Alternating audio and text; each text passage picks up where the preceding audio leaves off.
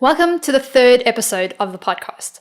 In this episode, I speak to Gisela Opperman, who is currently working as a user experience designer at Vodacom. This is a cool episode for me because Gisela and I studied our multimedia degrees together, so we're good friends. Gisela gives a lot of interesting information about the field of user experience in South Africa, the skills that are required, and some tips for anyone wanting to get into the industry. I hope you enjoy the episode.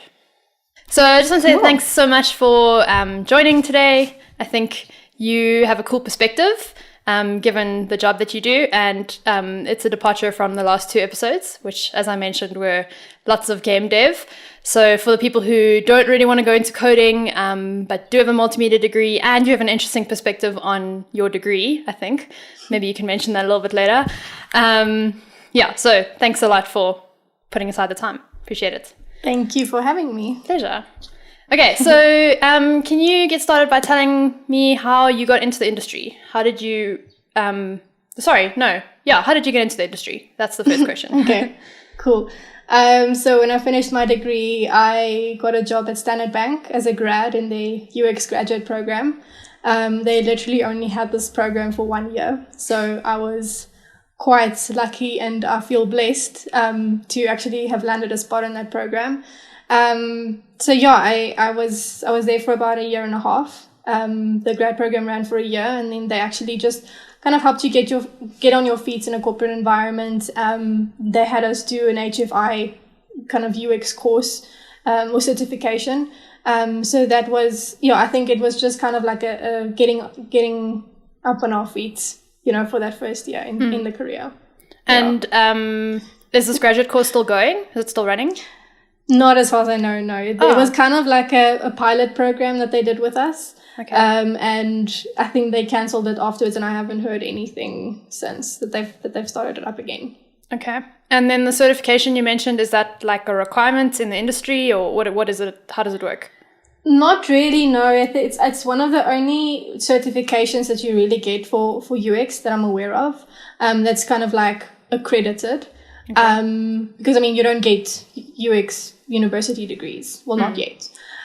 So that's what we did. It was just a usability. You're gonna have to edit me on this one, Anik. I can't remember what it's called. No, it's fine. But I can get you guys the details for it. But it's quite expensive. So is it an international thing or a South African thing? Yes, international. Okay. Yeah, Human Factors International. Okay, cool. And what are you doing now? So since you left Standard Bank, where are you working now? So now I'm working at Vodacom, and my main focus there is on sales, specifically for the website. Okay, and what does your day-to-day job entail? What do you do? Designing, managing kind of conversations with stakeholders. Pretty much working in a development team and, working together with them to actually craft the product that we release at the end of the day.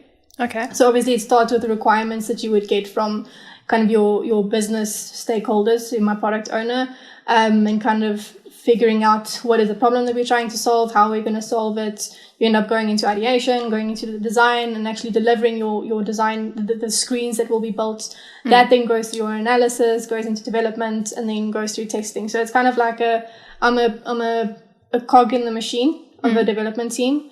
But day to day really just depends on where we are in the bigger scheme. But we run sprints, so like 2-week sprints. Okay. So ideally you would pick up a piece of work and 2 weeks later you would actually, have it delivered. Okay. And you are the designer, so you're the one who designs the screens and the final layout. Yes, I am. Okay. And what is that like? Maybe you can just explain a little bit more. What does that entail? Like, do you design on paper? Do you have programs? Like, how does it work? So design process really kind of differs from designer to designer. There are process that you can follow, processes that you learn about. But at the end of the day, it really comes down to what works for you and kind of based on the time limits or time constraints that you have to deliver your work in. But I mean, a typical design process would be to, once you've really understood the requirements and what is needed, what the problem is that you're trying to solve, you might start sketching it out on a piece of paper. And that's what we call wireframes. Okay. So it's kind of like very rough ideas. You can have like low fidelity wireframes where it's just like literally pen and paper and you just sketch out blocks and kind of figure out what's going to go where and how's it going to make sense for the user. And then you can move into higher fidelity wireframes where you actually start putting it into kind of like into software. So you might we use Sketch for design. So I just end up doing everything in there. But I mean, you can use Balsamic or Axure or whatever to just try and kind of draw up those same blocks and make sure that it works. And you can maybe even start testing the concept with users or getting feedback from other designers. Okay. And then from there, you would move into higher fidelity designs. So that's where your user interface design actually starts applying. And I mean, like our team have, we have UI standards that we follow. So it's a certain set of kind of like colors and fonts and everything that we use, and then the component designs as well. So all our buttons look the same, the headers and all of those things are created from scratch. And then we use them in libraries. So for me, it's as simple as pulling in the components from the libraries and kind of creating that screen. So for things where it's actually, you just kind of need a quick turnaround on it, you go straight into high fidelity, test it with users, get that feedback, make any changes that you need, and then that gets pushed through. Okay. Yeah. I don't think I have a separate question for this, but your high fidelity prototypes, do you use Adobe XD for that, or what do you use? So we design in Sketch, and Sketch allows you to kind of build Sketch prototypes, where you literally just kind of link between elements on the page or between pages. I prefer to build prototypes in Axure. It's a little bit more of a sturdy program, and you can actually start applying programming principles and, building your algorithms and, if then statements and all of that stuff. Okay. So you end up creating a much richer experience in the prototype. I mean, it does take longer, and I kind of hate myself for it every time I start building the prototype, because then I have to finish it. Yeah. So it depends on what the purpose for the prototype is. If you just want to show a simple flow, then it's easy to do it in Sketch or Adobe XD or any of those programs that allows for that. But when it comes to really testing the interface and the interactivity on it, then I prefer Axure. Okay. Yeah. And do you enjoy your job? Do you enjoy what you do? I love my job. I mean, some days I pull my hair out, but the overwhelming feeling is that I wholeheartedly love what I do. Okay. And what made you decide to take this job? You can speak generally in terms of this field or specifically working at Vodacom. Okay. So UX as a career, I was introduced to it in our one IMI module. Don't ask me which one it was. Kwesi Elof was our lecturer. And so, yes, it was human-computer interaction, and then kind of they introduced the concept of UX. And what I loved about it is that it kind of combines that creativity and analytical thinking into one, because you end up problem solving for everything. And I love problem solving. I think it just kind of spoke to me, and it was like this little bright white light at the end of the tunnel of multimedia, because up until that point I had no idea what I was going to do with the degree, because coding and me not the bestest of friends, so it really was kind of like that aha moment of, oh my word, this is what I'm meant to do. So that's how I got into UX, and I was very fortunate to get into the grad program, where it really just allowed me that time to actually establish myself in UX.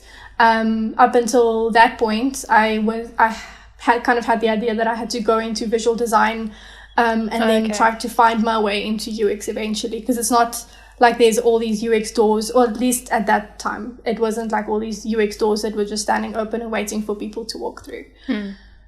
So that's UX. And then job at Vodacom, I was quite committed at Standard Bank. I literally, the week before my friend contacted me and asked me if I was interested in moving to Vodacom, I had made this decision to make the best of everything at Standard Bank, because I was going through quite a tough time at that point. And I was like, nope, I made the decision. I'm going to stick here. I'm going to, plug in and really make the best of it and learn what I can learn. So when he asked me, I was almost like not interested, but I was like, oh, okay, let's go for breakfast and find out about it. And then kind of the more he spoke about the environment and the team and the kind of projects that they were working on, I was like, oh, this sounds amazing. So yeah, I decided to take the job, and I haven't looked back a day since. Cool. Can you tell me a little bit about what is your favorite part of your job? What do you enjoy most? That I get to create things from scratch. That is cool. I like that I either create things or I improve things, but regardless, I leave a positive mark on the world. I mean, that's assuming I do my job well. But yeah, I don't know. I think making a difference in someone's life, even if it's just applying for a contract. I mean, one day I might work at Home Affairs and fix what there is to fix there and really make a difference in the world. But I think just in principle, leaving a good mark. I really like that about it. Sure. And then, like I mentioned before, also that it's a perfect mixture of being creative and being analytical. And the one day I might be more of one than the other. But like in my personality, I'm very strong at both. Yeah. So I like that my job kind of keeps challenging me in both directions. Yeah. So it's kind of like a multifaceted job. Okay. Yeah, no, that's actually like a lofty aim for a job to make you feel like you're making a positive impact in the world. So that's cool. Definitely. And the most frustrating part of your job, if you could come up with one, if you have one? I think since it's still in the creative industry, people tend to give feedback with their own kind of subjective biases. And sometimes that kind of criticism from all angles gets you down a little bit. So there are times when I feel a little bit discouraged or demotivated, and you kind of feel like you're running on an empty tank creatively. Yeah. So it takes some effort to kind of try and keep that tank full, and I've yet to still figure out how to quite do that. But yeah, I think working with a great team and with great designers around you and great managers, that really does tend to help. Because and I don't know if you've heard of imposter syndrome, but that hits you as well, where you just feel like, I don't even know if I know what I'm talking about right now.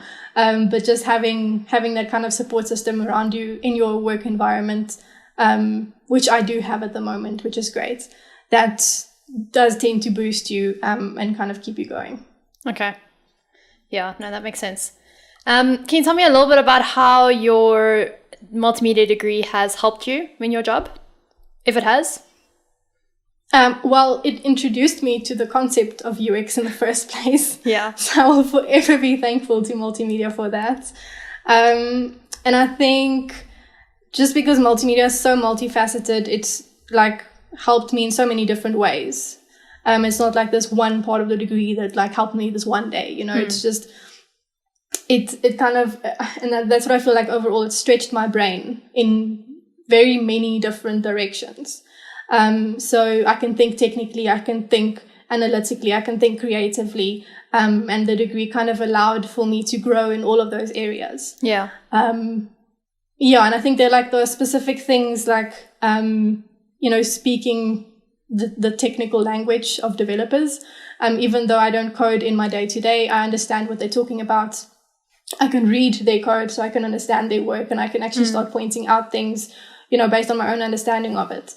It's specific things like that do come in handy. But I think overall, the way that the degree has helped me is to, stretch the way I think in different ways. Yeah, I think that's something that's come across a lot, is the fact that, firstly, the communication across teams. I think a lot of people have actually said that, which is cool. And the fact that you're exposed to so many different things is what makes it different to other degrees, like just doing computer science or just having done design. Yes. You wouldn't have that ability to understand someone's code or have a conversation about it or tell them. Yeah. Do you find that understanding the code helps you do the design because you understand what's happening underneath, or is that not really the case? I think it's more of a benefit in communicating in the team. Okay. And I think, just understanding the code is like one, it's like a very limited scenario where that really comes in helpful. But I think having a larger technical understanding allows me to, be involved in discussions where some other designers might not want to be involved. So I can, just kind of having a grasp of like the bigger picture, talking about back end and front end and services and, the things that kind of words that are thrown around all the time, but really kind of having a really good concept of what they mean. And then it does help you design. I mean, like we have to design within the constraints of what is technically feasible. So and understanding what is technically feasible and why it's only that is feasible, that helps you to just kind of understand the other side of the design. Because obviously I put the user first, but working within constraints to give the user the best experience possible, I feel like that makes me a better designer. Yeah, so, makes sense. Can you tell me a little bit about the kinds of skills that you think are important for someone who wants to do this kind of job? I made notes and I summarized 3. I would say problem solving, critical user-centric thinking, and having a thick skin. I think any skills outside of that, you can easily learn. And obviously UX is a spectrum. So what you end up doing, obviously you can find yourself in any area of UX that you're passionate about. So it might be research, or it might be, testing, or it might be actually, front-end coding, or it might be designing, which is where I am.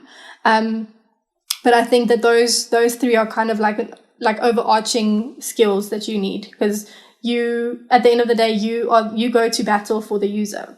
So in a tense meeting with stakeholders, and they're talking budget, they're talking timelines, they're talking security, fraud risks, all of that. You are the single person speaking out for the user, saying, actually, guys, this is not going to work. They won't understand what's happening, or they'll have a horrible experience. They'll drop off. They'll go somewhere else.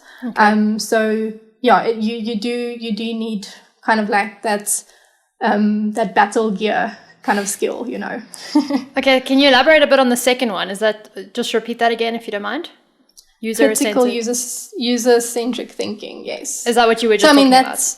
Yeah, I guess it is as well. The thick skin also comes in, getting feedback and taking constructive criticism from other people. I mean, you can't get married to your designs. You can't, be offended every time someone tells you it can be improved. So the thick skin comes in when you need to start welcoming feedback. Okay. You can't hide from it. I think the critical user-centric thinking is to constantly put yourself in the user's shoes and understand kind of who your user is, and what you need to be taking into account when you make decisions, but to be critical in doing it. And I think, objective in doing it, because it's also easy to put yourself, to kind of think of yourself as the user and not think of the actual user. So it's easy to say, I wouldn't like this. It's you have to stay objective in that kind of role of thinking for the user. Yeah. Okay. And the problem solving one, what kind of problems are you referring to here? Like, maybe you can elaborate a bit more. I think problem solving more as a concept, because I think that's essentially what user experience is. It's saying the user cannot do this, or they cannot do it well. Why is this? And then what can we do to solve it? What are the solutions for it? So being in any problem solving, your first step is to understand your problem well, to frame it well, and to kind of look at it from different angles. And then to ideate your solutions, come up with many solutions, and then choose the best one. Yeah. And I think that just that you can apply that to any part of what you're doing in UX, whether you're designing or whether you're researching something. Eventually, it will all come back to a problem that you're trying to solve. Yeah. Okay, that makes sense. You also mentioned, so you said you're in the design part of UX. Maybe can you give a little bit more clarity on what the other parts do, or even if companies where people can work in those areas? So research, I think you said, and testing. You mentioned coding as well, but research and testing, just so they can get a bit of an idea of like what the different types of jobs are in this industry. Yeah, I mean, I think UX is a massive umbrella with a lot of stuff under it. So I'm gonna most likely miss something when I speak about this now. Yeah. But research and testing, you usually get a UX researcher. So we have one at Vodacom. Okay.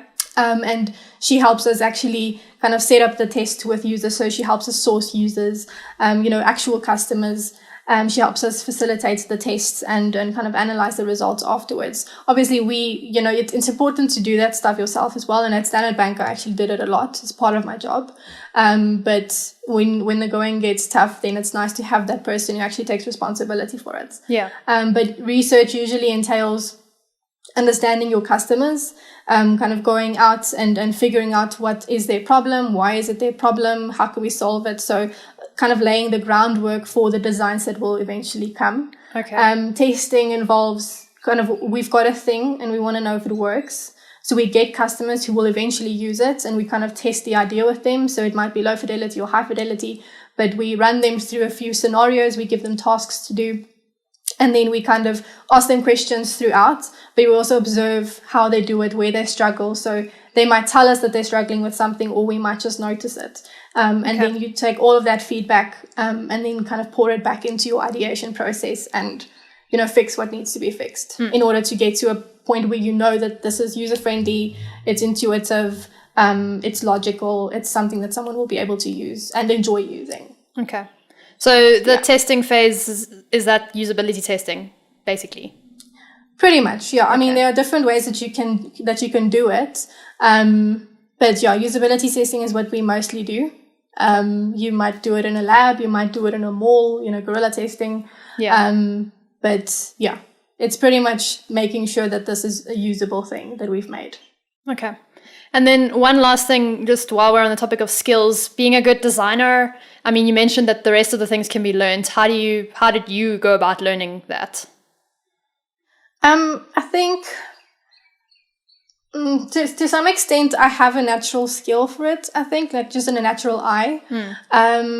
And because I love design, I started out thinking I was going to be an architect. Okay. I wanted to do interior design at some point. So design has always been a passion of mine. So I think it came easier to me maybe than to some other people. I wouldn't really know. I think, is it a necessary skill to be a good designer? I think if you want to be a UX designer specifically, then yes.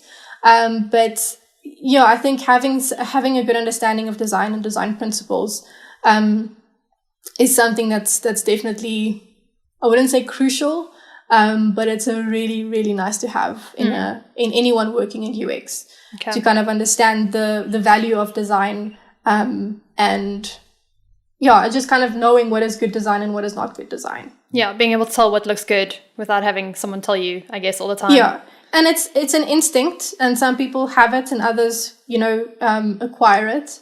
But regardless, you always grow it. Yeah. Like it's you always improve that instinct, as you actually grow your skill. Yeah, that makes sense. Cool. I think we've exhausted the list of skills that are helpful in UX. Okay, cool. With regards to applying for a job like this, is it helpful to have a portfolio? Is it required? I wouldn't know if it's required. I would definitely say it's helpful. I think just because apart from your CV and apart from the interview process, it's a great way to kind of communicate who you are and what you're good at. And I think recruiters would generally look out for certain skills like problem solving and applying design principles and teamwork and all of that stuff. And a portfolio is just a nice way to kind of get your foot in the door in that conversation. Yeah. So that when people look at your portfolio, they can immediately be impressed. They can immediately see some of your skills without you having to tell them about it. And I think just kind of like the level of effort you put into your portfolio would also communicate the level of effort you are capable of. Yeah. I think it's, I wouldn't know if it's required. I think some job applications do require it. But it's definitely a good idea to have one. Okay. What format is that? Like a website or a list of documents, or what format does yours take? So mine, I just created mine on Wix. Okay. So it's just like a website that I created there. It's just super easy and interactive, and it's, fun to actually look at. Yeah. But I've seen other people who have PDF portfolios. Okay. So I'm not sure if there's some sort of standard out there. I mean, to be fair, I've only applied for jobs twice. So it's literally the Standard Bank one and this one. But I think the most important thing of how to do your portfolio is just to make sure that it communicates your personality. Okay. So, I mean, if you're a PDF kind of person, then go for PDF and make it an awesome PDF. But if you want to kind of play around and show the fun side of yourself, or the creative side of yourself, then, I mean, making a website is actually just a really fun way of showcasing your work. Yeah, that makes sense. And then that would just be screenshots / designs of things you've done before. I would say, like, I keep thinking of the iceberg, the UX iceberg. I don't know if you've seen it, but like the tip of the iceberg is the UI work. So it's kind of like the prettying it up and kind of how it makes you feel when you use it. But all the stuff, like the iceberg below the water, I think that's what recruiters would be looking for.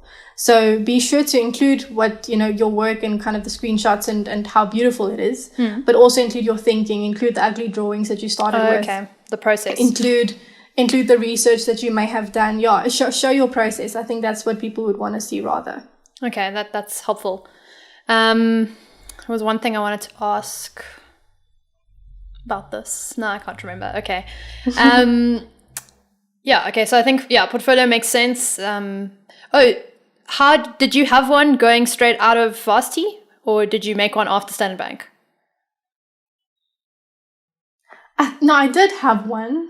I'm trying to remember now. I think it included like VIO projects in it, like a calendar that we may have made or something. Well, that's cool. I guess it shows your skill as a designer, so that's good. Yeah, it was kind of embarrassing. But I think I may have had one, but I think for the Standard Bank, the job application with the graduate program was a lot more kind of practical. So they actually gave us a project. So we had to do a presentation. So we had to take any topic that we wanted to teach them about. And we had to make a presentation and then kind of like showcase our presentation and thinking and all of those skills. So I actually took the opportunity with my presentation to make it really fun and interactive and I see, kind of creative. Okay. So I actually don't think I had a portfolio for that application, but I had one for the others. Okay, and that was using your work from Standard Bank. Are you allowed to do that? No, I didn't actually use it for Standard Bank. I remember it was kind of an issue. So I think I only used the work that had been already delivered. So I think at that point it was the account summary for Standard Bank. Okay. So I was like, hey, I've worked on many projects, but this is the one thing I'm allowed to show you. Please let this be enough. Oh, that's actually quite tough. And then, but I was involved in many projects at Standard Bank. So I think some of them, even the ones that didn't see the light of day, just because they were cancelled, I was like, well, here's my thinking. This is what I can show you. Fair enough. So I think I think obviously there is an argument for the proprietary side of things. And it's not like you can walk up to your manager and ask, hey, is it fine if I use my work here to apply for a job in another place? But I think to the best of your ability, show what you're capable of. Okay, helpful. Can you mention some companies that you know of in South Africa that hire for UX? Because I know it's a new thing. Like you mentioned, even back when you first applied, there wasn't much, and now there's more. So maybe if you've heard of some or you know of any. It's a really tough question for me, because I think the quickest way you'll learn or you'll find opportunities to join something like the UX forum on Facebook. Okay. Is it called the UX forum? There's like a lot of groups that user experience forum. Yeah. Okay. You can go on there and then people usually ask for freelancers so that's like, it's a nice way to find gigs, some smaller gigs. As with regards to companies that are hiring, I mean, in COVID times, I'm like completely unsure about this. Yeah. I don't know what the opportunities look like for, kind of like recent graduates. With little to no job experience in corporate environments. I think that graduate programs are pretty much the biggest way you can find you can get your foot in the door in a corporate environment. So I know that Vodacom runs a grad program, and we've actually had a few people join our UX team through the grad program. So that is definitely one door that is open. I think there were like contracting companies like ThoughtWorks, Intellect, Accenture, that you could, I guess, contact and see if there are opportunities available. It's also an interesting work environment. So you actually join teams in different companies and you work on projects for a few months and then move on to another project. So it's a little bit more, you would need to be a little bit more flexible for that. But it's a fun way to keep things interesting. And then there are like smaller development companies that you can also try. I know a few of the people who studied with us joined smaller companies. I can't remember their names now. So there are a few options, but I'm honestly no expert on the job market for UX in South Africa. So if I hear of anything, I'll let you know. No, I think it's good help just to get started off. I've also heard of many. I know insurance companies, especially. I know Discovery and I know King Price have UX people because of the fact that everything is run through the web nowadays or an app. And so someone needs to design that stuff. And if you have a good UX designer, that stuff just ends up being better. So I don't think it's just limited to even software devs. But I think that's a good starting point. And that actually reminds me of another thing why I love my job so much is the job security. Okay. It's kind of future-proof. Especially now when everyone's stuck at home, everything is moving over to digital. And it has been for a few years now. And the big companies are slowly but surely starting to realize their dependency on UX. Sure. So so we're not going to run out of jobs anytime soon. It's definitely a booming career opportunity.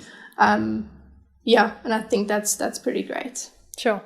I've actually just thought of another question. In terms of theory, so obviously you learned a little bit in undergrad. Do you have to keep up? How do you keep up? Where do you learn these things from? So there are courses that you could take. Like there's an interaction design the Interaction Design Foundation, Yeah. I haven't actually personally taken their courses, but I do know that they have a few courses that I would love to take. So it's just kind of like sharpening your skills and kind of learning new patterns of thinking and stuff like that. But it's not a very theory-heavy practice in itself. Okay. Not in my mind.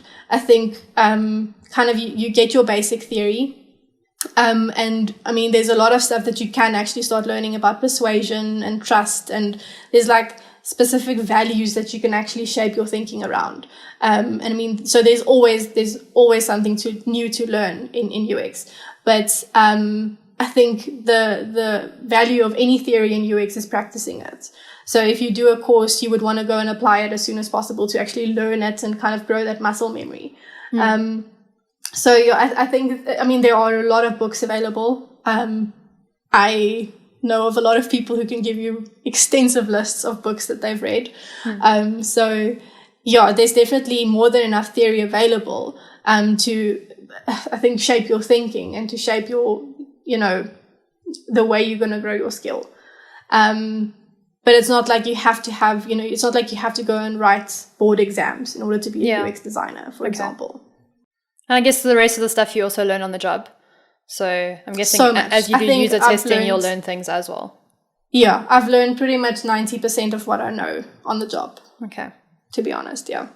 Okay, so we're on to the last question, which is just basically do you have any tips for any multimedia students that would want to enter this sort of job? I did think about this question a lot. And I think the biggest outtake I can give is to learn to teach yourself, because our industry is constantly evolving, and you'll need to be really good at embracing that change. And multimedia on its own is already good at teaching you how to learn, or how to teach yourself anyway. Yeah. Because it's not like we went through and by the end of the degree we knew exactly how to use Photoshop and only Photoshop. We learned Photoshop, but like in principle, so that you can go and learn any other program as well. Yeah. So I would say make sure that you kind of gain that skill well, because the minute you walk into a job, they're going to tell you, we don't use Photoshop, we use Sketch, or we use Figma, or we use anything else, and then you would actually need to kind of get on your feet really quickly on that. Yeah. And I think also just because you learn so much on the job, and it's still a growing career, it's still a growing industry. I'm embracing that change and knowing how to teach yourself and how to learn well is going to be probably the best skill you can have. And then just on that note, it's never too early to teach yourself something new, especially with regards to design. So if you want to walk into an interview and you already know some basic principles, you're already going to be one up from the rest. Yeah. Yeah, just on that, I guess I can add Udemy is a great way to do that. In terms of just quick courses, like 10 hours or less, learn something, learn design principles, learn UX, learn Illustrator, learn whatever. Yeah. And it's a new skill you can add to your CV, but also just something. It helps show people that you're able to just teach yourself. You have the resilience to actually sit down and learn something that hasn't explicitly been included in your degree, but just, it's something you're interested in. Yeah, and I think that just comes to mind now is that the great thing about UX is its variety. So you don't need to force yourself into something that you're not passionate about. So if the psychology of it interests you more than the design of it, then go all out, go understand the user's mindsets and their mental models around things and kind of how the brain works and how it ticks and what would convince a user to do something. I mean, that's just one aspect of UX that you can really throw yourself into. And it's kind of like that T-shaped model of being really good at something, but being fairly good at the rest as well. Yeah. So it's important to cover your bases. But I think focus on what makes you excited the most about UX. Very helpful. Is there anything else you want to add just as we end? I want to say that the fact that I passed all my COS modules taught me that I can do anything. It taught me perseverance and determination that I didn't know I had in me. Yeah. So if you feel like this is where you should be, but you're really struggling with COS, like just stick to it, because we've all been there. I've been there. I made it. I think angels wrote some of my exams for me, to be honest with you. But yeah, I think COS is like one of those little devils in multimedia, and like you really can do anything. That's a really great tip. The last episode I did was called The Value of COS, because Rowan just kept speaking about how helpful COS was, and he failed 2 and 2, and he said he is so grateful for the lessons he's learned in that now, and he's using all of that because he's a game developer, so he's using all of that now. Awesome. So it's really cool to hear that, because I know a lot of people struggle, especially with COS 2 and 2, and they do get to this point where they're like, this degree was awesome, but COS is not awesome, and I'm starting to question whether I should be doing this at all. So that's really cool. Just push through, and also teaches you a lot of skills in the process. Makes you a better human. I mean, when I walked into multimedia, I did not know it was going to include coding. Somehow that fact I just missed it completely. So like for the first half of my degree, I was in the mindset of, this is not what I signed up for. Why am I doing this? Why am I bothering with this? And just the fact that I finished it, even though I'm not specifically using those skills at the moment, I think it just taught me something about myself more than anything. Yeah. So yeah, it's definitely worth pushing through. And I think you can ask anyone who has completed multimedia that, I don't know, it's a very special degree. It's good encouragement. I want to say thank you so much for your wisdom and for giving a cool perspective on the degree. It's really cool hearing about the field of UX, because we teach a module in third year, and then we teach a module in honors about it, and it's very research focused. So hearing how it works in practice is really cool. Awesome. But yeah, thank you so much for your time. Really appreciate it. And you're welcome. Cool.